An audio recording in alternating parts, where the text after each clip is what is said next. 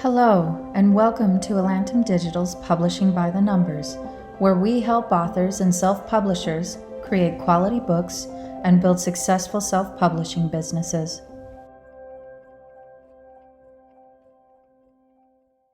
Hi guys, welcome to the Publishing by the Numbers show. We are glad to be here today. This is podcast number 5, and we are going to talk about tips for NaNoWriMo. Joining me today are my two amazing co-hosts, Virginia Anderson and CJ Anaya. Hi, ladies. Hey guys. Hi, CJ. Hey. You can tell that we're half asleep, even though it's in the afternoon my time. But Virginia might have an excuse. It's morning in Australia, right? Yeah, it's not. Let me see. It's 9 o'clock, 9 a.m. Oh, we'll see. Yeah. We should be mostly awake now. Not too bad. Not too bad. All right. Well, we're going to get going on this one. So we're going to talk a little bit about NaNoWriMo because this should be going out in the first week of November. And CJ, what is NaNoWriMo? This is the month from hell. I'm kidding. This is this is the month where all authors everywhere, well, maybe, but most authors know it's the month for writing an entire book. Usually it's what, 60,000 words, or is it 50,000 words? Okay, so I nearly killed myself with that. Okay. And so you're trying to get that many words written in a month, and you're reporting in, and it's a group effort. It's like massive group accountability where you want to be part of it and do all of it. And it's fabulous when you can do it. And it really pushes and motivates authors to write well and to write quickly. Well, I guess not write well if you're writing quickly, but it pushes you to write a lot and then hopefully have a book out. Okay. So sometimes it's the kick in the butt that authors need to get motivated if they've been stalled and just, didn't have any plans or any goals. But I think we kind of want to talk about the pros and cons of that, and what is, too much pressure versus what is not enough pressure, and how different people respond to this really fun month from hell. Take it away. Woo! So breaking it out, NaNoWriMo, it's a whole bunch of syllables. So it's National Novel Writing Month. And it does happen in November. They have since expanded, they being the NaNoWriMo, the people who run it. And there's a website, and you can log in there. And like CJ says, you can do accountability there. You can say, this is how far I am every day, all that kind of stuff. We will put the link to Nano in the show notes, but it is NaNoWriMo.org. Ha, I can say that. And it's pretty cool. A lot of people get excited about it. And so, so that's happening here in November. They also now do a Camp Nano, which is there's one in the springtime and one in the summertime. And I find that's actually kind of brilliant, because my November, I rarely do Nano. I'm going to totally admit it here, because my November always sucks for this, because the last 2 weeks is holiday stuff. We make pies at our house to the tune of about 24 of them in any given year. And so with it being American Thanksgiving, that third week, we make pies up through Thanksgiving. And then the next week, we are still consuming pie as we head into prepping the house for Christmas. So those are not great times for me to be writing 1,667 words per day. Yeah. But I do better in the summertime when I don't have those things happening. Virginia, why do you think anybody would want to do something crazy like this to themselves? CJ touched on a couple of points, but let's get another opinion. Oh, just because, some people are like me, they like a bit of a pain, and without pain, there's no gain. So I think, like we mentioned previously, this is really interesting industry, because I've been involved in a different industry, and I just found that this is really collaborative industry. People really like to get together, talk together, help each other.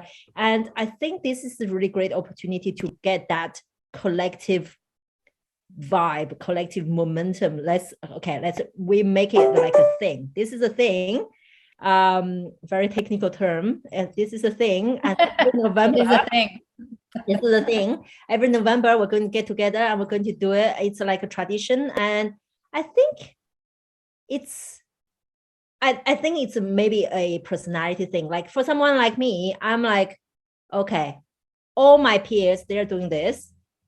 and I'm not doing this. No, I'm extremely competitive by nature. Like I compete with absolutely everything. Sometimes it's completely in my head.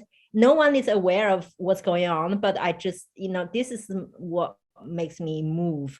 So knowing that the older guys are doing it and I'm not, I just feel like, oh, you're a bit of a loser if you're not doing it. But that it's really personal. Like I don't want people to think that if you're not doing it, you're a loser, right? But it's very personal. But yeah, I think competition can be positive. It can be a good driving force. Yeah, I think it's really it's a good motivation to say, hey, everyone is doing it. Let's give a good shot and keep that momentum. And there's like a real tangible deadline at the end. And then I think, and then there's like really, I like specific goals, like targets and things like that. And 1,667 words, this is very specific. You can't get more specific. And when I have a specific goal, this really helps me to focus. And then I'm like, doesn't matter what happens during the day, by the end of the day, I need to meet that target. Whether it's good or not, that's another question, but I need to meet that target. And the way how I found that you can meet that target, because it is a lot of words. It is a lot of words. So the way how you can meet target, and that's something that works for me, is instead of sitting at your desk and just, okay, here we go, blank page, 0 word count, and then you're checking every 2 seconds how many word count are we at the bottom of that page. It's so draining. So what I like to do is I just like to write, and then I take break. I take regular breaks. Just remember, you do not have to reach that target in one go. It's like, and this really applies not just for this, but to a lot of things. Like, for example, I got into this daily exercise thing. And I'm trying to reach that 10,000 steps a day thing, right? And then initially when I started, it's like, okay, I need to reach that 10,000 steps in one go.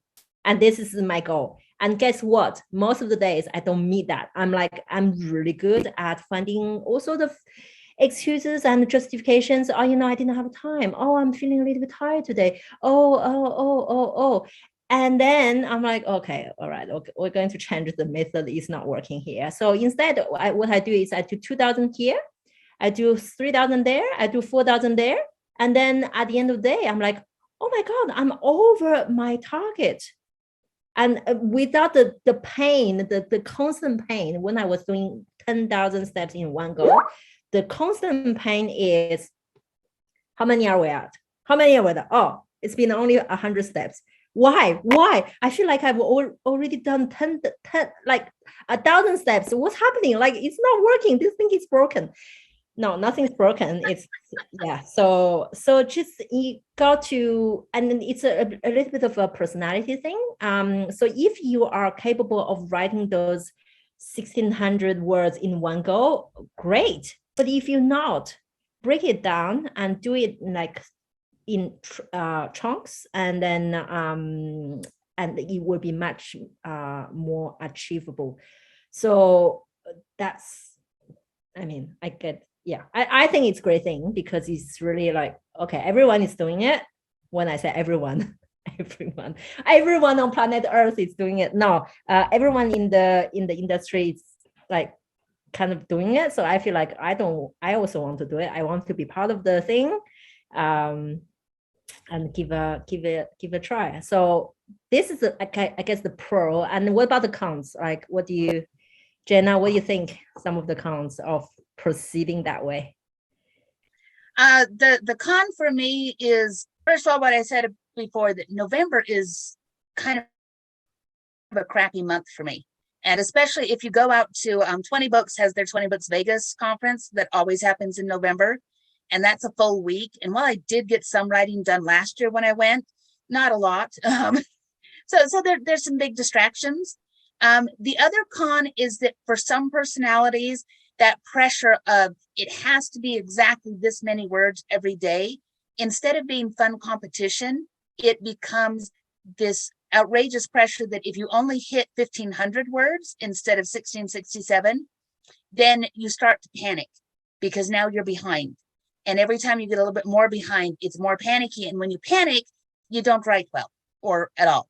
That's when I start looking for distractions, where I'm like, oh, gosh, the windows have not been cleaned in 3 years. I need desperately to clean the windows right now. Yep. And that's me responding to the panic of, well, I'm already behind and I'm just getting farther behind. And I hate the book and I hate myself and I hate everybody. So I think that's the con, is there is this mental game that says, when is this a healthy competition and when isn't it? And for me, I have to change it from that many words to, am I making consistent progress? My goals are always about progress. And I don't care if I don't get 50,000 words. I want to ride the wave of the excitement that is everybody working on it. But I don't go with the specific word count, because that specificity to me causes panic. And so it's just, nope, I'm just going to keep working every day. I'm going to check in with my friends and I'm going to have the fun parts of it without the, oh my gosh, I'm going to die. Because I do feel that way a lot. I turn into a stress case when I fall behind. CJ, I think you are in a even different situation because you have a deadline coming up. How is that going? Don't do this to yourself. If you know that you're the type of person who does not work well with deadlines, and you're more of a person who works well with chunked projects like me, I think, Andrea Pearson said something really interesting on a podcast that she was talking on, where she said, I don't write every day. I'm a project person. I do a project and I'll do it in like a week or two. I'll just write like crazy for a couple of weeks, get the book done. And then I move on to another book like a few months later, and that is kind of how I have found that I do things. I used to do writing every day when my oldest two were in school all day and I had the youngest two in preschool, because I had a 3-hour block every morning that I knew was solid and sound and I could do that. But my life has changed drastically to where there's homeschool with one kid now, and one kid, a different semester was doing homeschool, and it's just constant distractions. And so what I have found that I'm not doing well with the deadline at this point. And so I am actually struggling with the whole stress ball scenario that Jana described just recently. It's real. So yeah, NaNoWriMo for me is that it is the stress ball, where in my season of life right now is more, okay, I can do chunks of it or blocks of it at specific weekends when I have this amount of time to write. It's not very consistent for me every day like I want it to be. So that's been a little difficult. But I think you need to know your seasons of life. And I think you need to know what you do mentally and emotionally, because sometimes you can just self-sabotage without even realizing it, especially if those windows are dirty.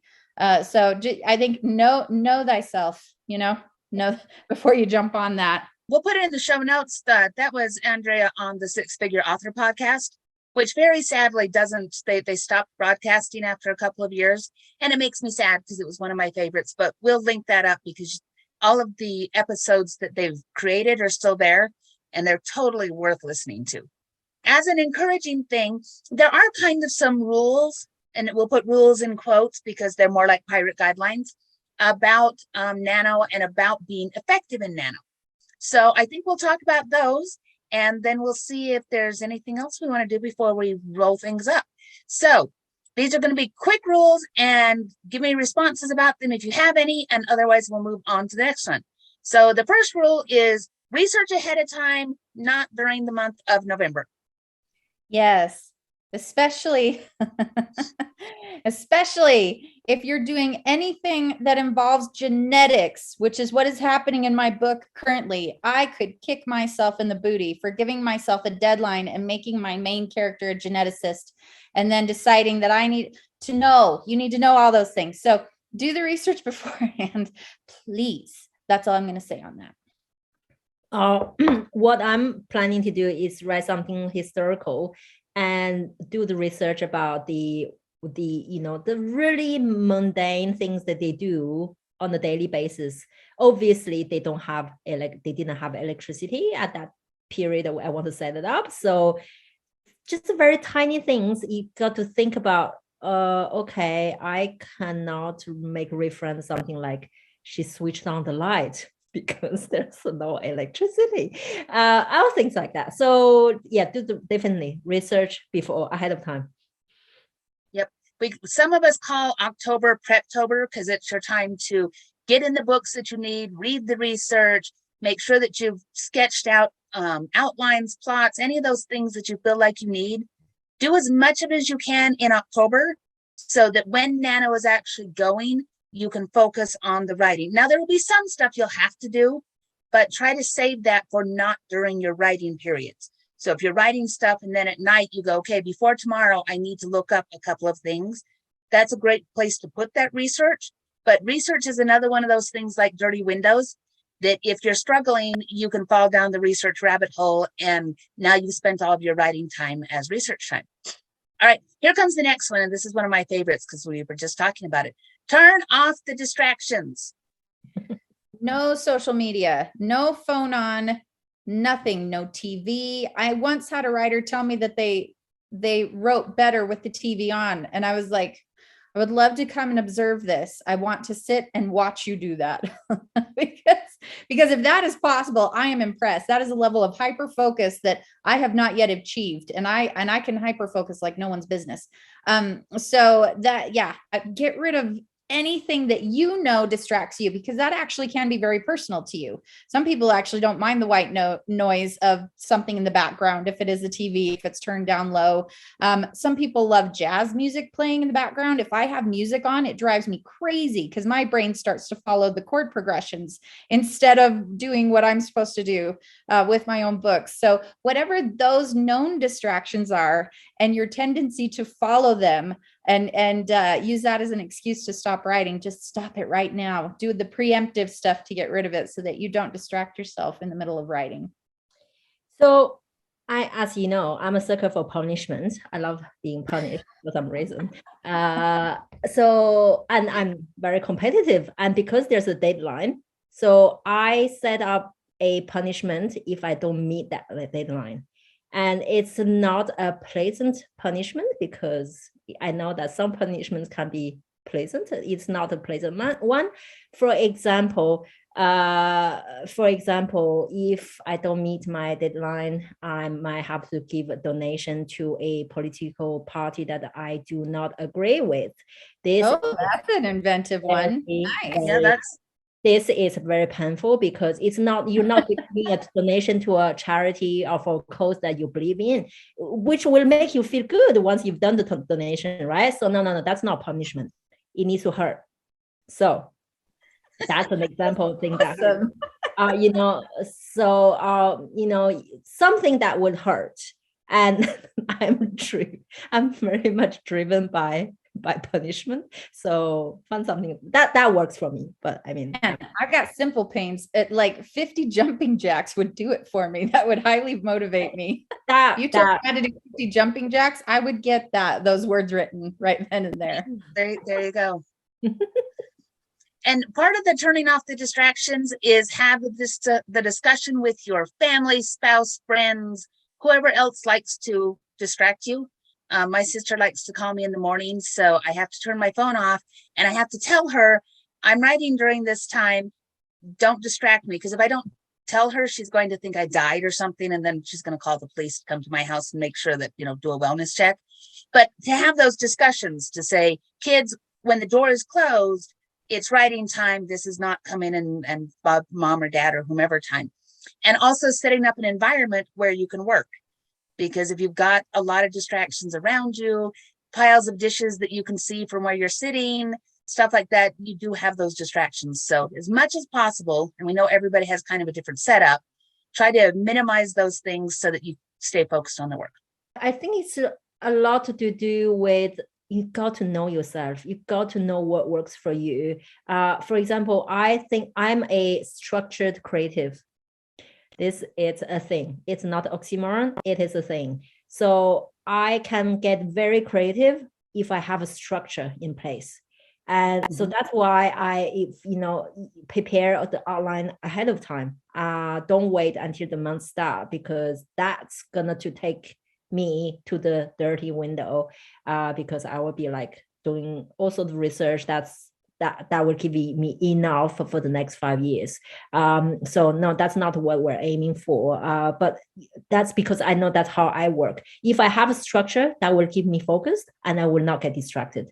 If I don't have a structure, oh man, I'm just going to go, maybe thinking about 10 different books at the same time. And then I'm going to achieve nothing. Oh, fantastic. Okay, our next one, and I'm combining two that we had on our list, but I think they're interrelated. So the first part of it is keep writing even when it feels stupid, which then relates to don't try to edit as you go, not for Nano, and especially not when you haven't practiced editing as you go and cycling and all those things. So keep writing even when it feels stupid. Do not edit as you go. Oh, this is like, isn't that a given? Like, if I stop writing because it's stupid, then I'll stop right now. Like, I even stop opening my mouth, because seriously, sometimes what I say, like, it's pretty stupid. So no, definitely, this is never. If I stop, I will never stop, because I feel like everything I write sounds stupid, especially the first draft. So. Well, and when you self-edit, you kind of throw your own self out of that groove that you're in. If you can look at NaNoWriMo as an opportunity to just free write, get everything out there. Yes, you did prep, and yes, you did plan, but if you can have this idea that as long as you have words on a page, you can go back and edit and rewrite and tweak anything. It's just, this is the process of getting words on the page. And I've known way too many people who have tripped up, including me, on this idea that, no, I can't move any further until what I have so far is perfect. You will never get past chapter 1 if you do that. Chapter 2, chapter 3, you will spend far too many days perfecting things, or you'll waste too much time during the day attempting to rewrite things you've already written, tire yourself out, and then you're not ready to move on and write more.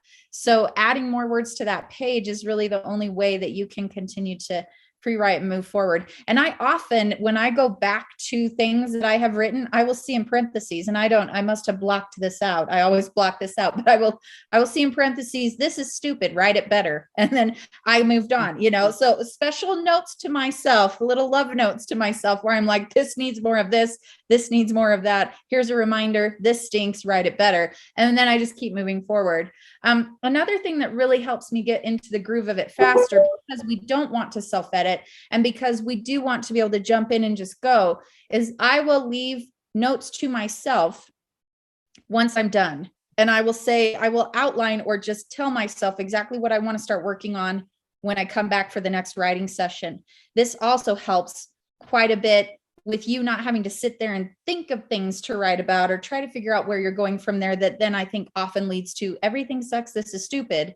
It's more of an ability to free write, because you're looking at the notes you left for yourself, and then you can just start moving on to continue without having to stare and think, where am I going next with this? Where am I going next with this? So that's part of the prepping and planning, I think, but really has more to do with just being able to write and not censor yourself in any way. Give yourselves your best chance with all of these little hacks to kind of get the brain going again every time you sit down and move with these writing sessions. Okay.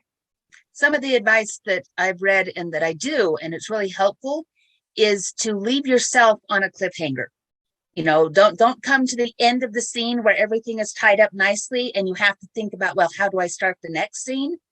But take yourself to kind of the climax of the scene, the place where everything's really exciting and you're really excited about all the writing, and say, this is where I'm stopping today, which is really hard, by the way, because you go, but I want to finish. And, in romance, it might be the big smoochy scene. This is the first kiss scene, and you're going to leave right in the middle of that, so that when you come back, you can reread your last paragraph and it will immediately pull you into that moment, because it's not something that was tied up with a nice little bow, but it's something that drags you right through. And so that's a good way to help keep yourself motivated, is to say, I'm going to stop when I really don't want to, because then you've got that push that says, oh, Dad, I want to come back and finish that scene. I really need to write that. So our last one is about making good use of the time that you've got.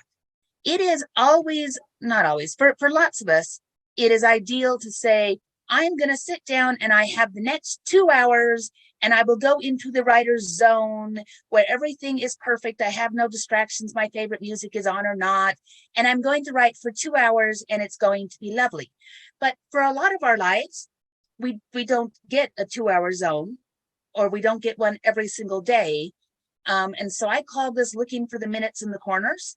And you can use things like sprinting and that kind of stuff to take advantage of those.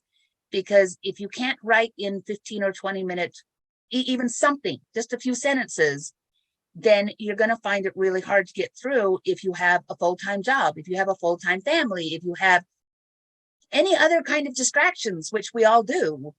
You got to be able to find those other times to write when it's not an ideal 2 or 3 hours. So thoughts on that? Things you can do besides sprinting, any ideas for how do you write short? Because it's hard. I think for me, I do a lot, and maybe this is a bit problematic when people are trying to talk to me. This is why people are always like eye contact, CJ, because they're trying to make sure that I'm actually focused on what they're saying. Because most of my day is spent daydreaming. I'm thinking about scenes. I'm thinking about little things that I want to do. And I think that kind of assists me in getting into the groove of things, which is why those little 15 minutes can be achievable. I don't have to get into the groove of it. I've already kind of thought about what I want to do and gotten excited about a little moment that I want to write about. And it doesn't need to take me long. If I can just get a couple of paragraphs in, just thoughts on a page about that, even if it is not, even if it's one of those things where it's like, hey, stupid, come back and write that better. Aren't I so kind to myself? At least I've got that down. And really remember, the goal is words on a page, because you can fix that. You can go back to that and rework that. If you have no words on a page, you've got nothing to work with. So that's the level of daydreaming, thinking things through, usually when I'm washing dishes. So even in those moments of, the 15 minutes that you can get, I still have time to, when I'm folding laundry, when I'm doing dishes, to consider what I'm going to work on next, even if I only have a little bit of time to do it. So that helps me. But then I'm kind of in the clouds all the time too. So if you're not in the clouds all the time, that might not help you at all. But for those of you who are, do that. Yeah, I like to. So I love gadgets, right? So I like to have all sorts of gadgets. And one of the things, like my phone, obviously, is like an extension of my limb. And it's really, really sad. It's true. We're all there.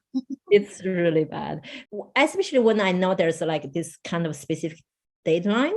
I like to pull up the notes app. So I use an iPhone, and I'm sure there's equivalent on any Android phone. So I pull up the notes.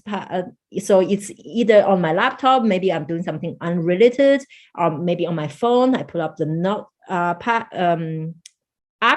and then I just type down. Like I'm actually quite amazed by my typing skills, and it's it's automatically synced to my computer, so I can just bring those words onto the page.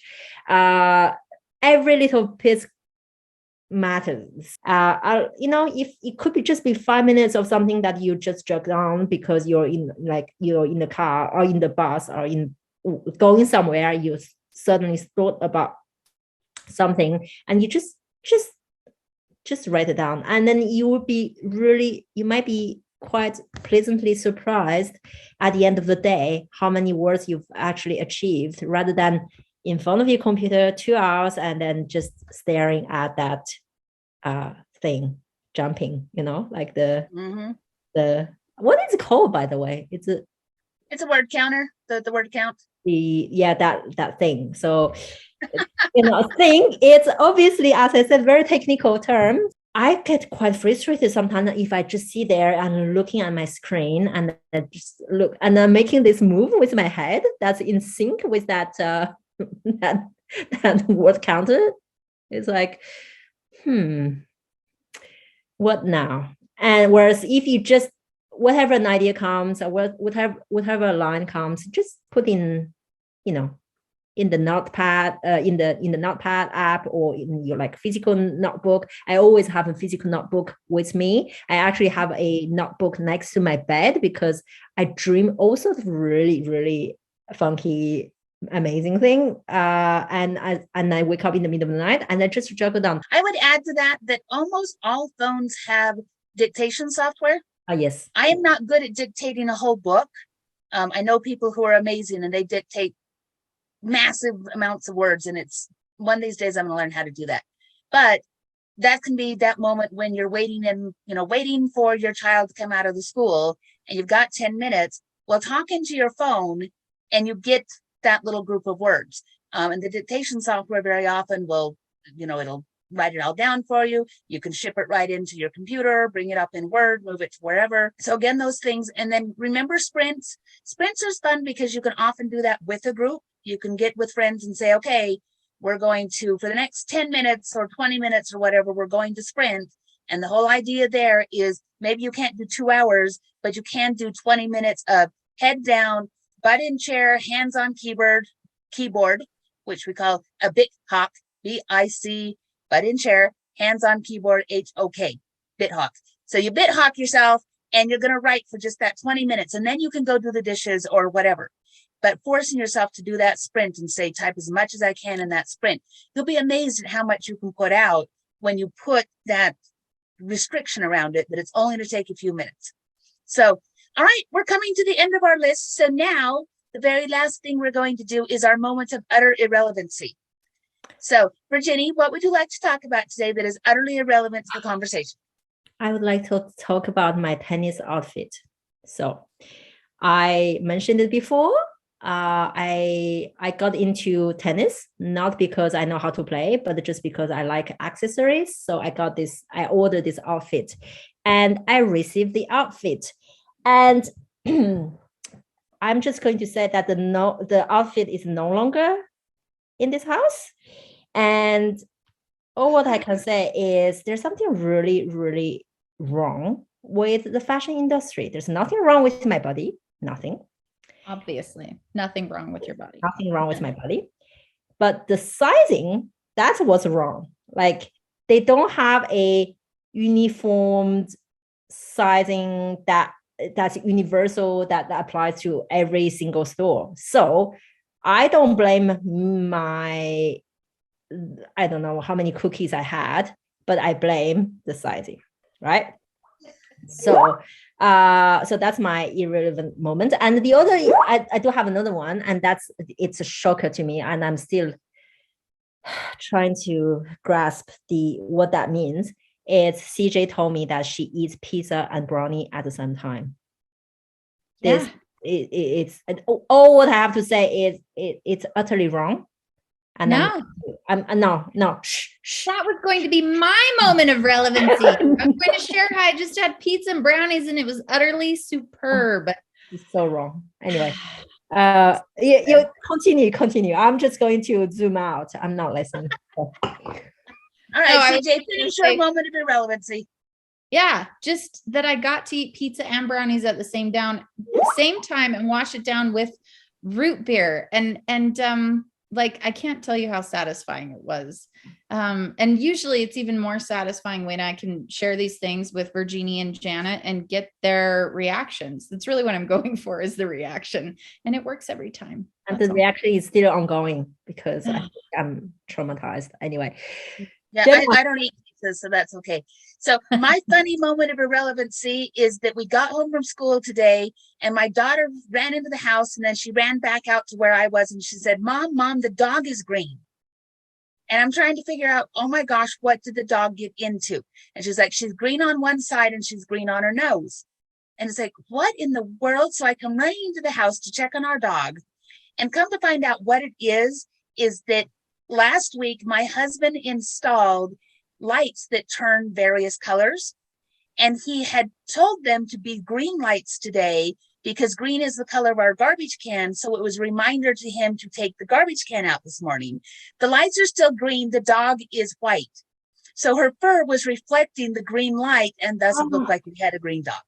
Okay. I thought someone had gotten into some paint, crafty paint. I'm like, is it paint? Is it food coloring, what in the world? But really, it's that her fur was reflecting this nice green light. And these lights are awesome. You can turn your light any color you want.